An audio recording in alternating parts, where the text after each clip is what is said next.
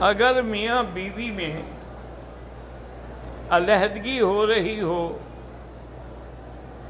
تو بیوی کا شوہر کی پراپرٹی میں کتنا حصہ بنتا ہے؟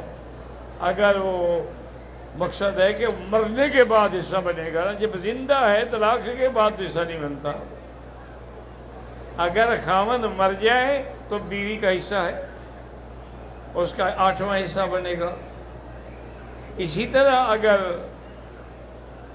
بیوی مر جائے تو خاوند کو بھی حصہ ملے گا۔ زندگی میں تو نہیں ملتا، اگر اس نے طلاق دے دی ہے تو بات ہی ختم ہو گئی۔